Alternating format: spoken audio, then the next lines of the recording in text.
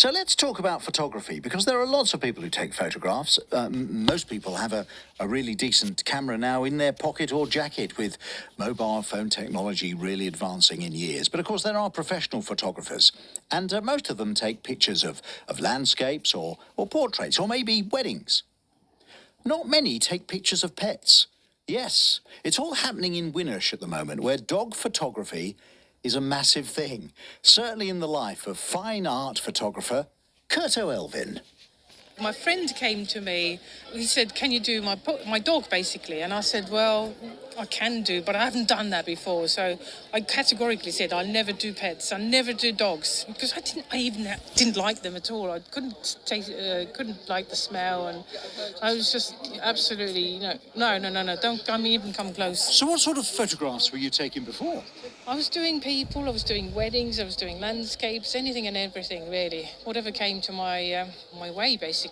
But I've done this photography, on and off as portraits and professional, semi-professional since, I don't know, 90s, really, middle of 90s, 1990s. So at what point did you realise, I've got a great aptitude for taking photographs of dogs? I didn't really, it just found me. Some things find you. You don't find it, but it just you find that people want you to take pictures of something, and you just go along with it. And after I've done 3 dog portraits, I actually found that I absolutely love it. That's all I want to do now. And you do it brilliantly. In front of us are some of your incredible photographs, and very large. There's 2 lovely black labs here, called the Black Duo, one looking just towards the camera, the other one off to the left-hand side. A couple of cockers sitting here on a picnic blanket. There's a lovely Dalmatian peeking out from behind a tree, and then 3 photographs of the same little dachshund, a beautiful short-haired dachshund. One on an old briefcase, another one sitting inside a bucket.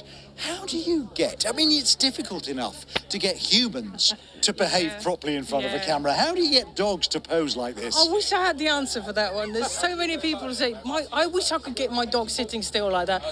I tell you, they don't sit still. It's just the flash of the camera that only takes, 1/100th of a second you need.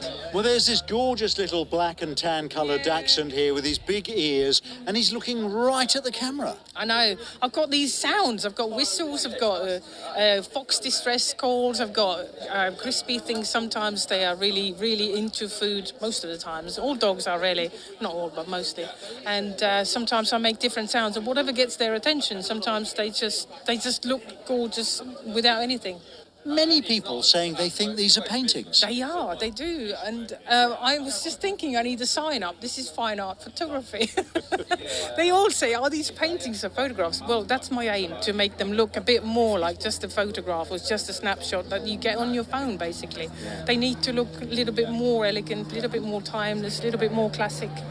And that's why I try to make it look a bit, more like a painting. I spend a lot of hours creating them, so I'm glad you think that. They do. They have a depth. There's a beautiful light that you somehow create. Obviously, quite a lot of them are done in studios. Your studio? Yes, they are, yeah. We have a studio in Winnersh, Wokingham, near Wokingham, and we set everything up as it is, as you see in the pictures. And then I just use Photoshop to maybe change the background, maybe change something on the dogs, take all the dust off the hairs, anything else that needs to be changed. I spend a lot of hours doing these. I'm going to interrupt your husband. Your husband is Chris, and he's busy talking away to a potential customer now. Hello. What's the crucial role, Chris, that you play in this remarkable enterprise? I make a very wonderful cappuccino. I can't believe that. I'm also IT support. So Kerto does a lot of imagery on computing. That's my day job. So I help with the IT side of things. There's 2 gun dogs here, and they're sitting on a straw bale, and there's a stone flagon next to them. Actually, that's Berkshire, I can just see that the property of Royal Berkshire Water Company in Reading. Yeah. But the scene behind them looks so romantic, almost unreal. If you were a dog owner, there's no way you wouldn't want an image like that. Well, of course, hopefully not. I'd like Kerto to be able to keep me in the style to which I've become accustomed. Do you not think Winnersh is the perfect place for dog photography because it's in Berkshire? Oh dear. Absolutely, it's a good place. It's central to almost everywhere. And you've created a splendid art gallery of photographs here. Lovely. Thank I'm you. just looking at this fella here. This is, I don't know if that's a cockapoo, but it looks like Yes. one, looking dolefully into the camera.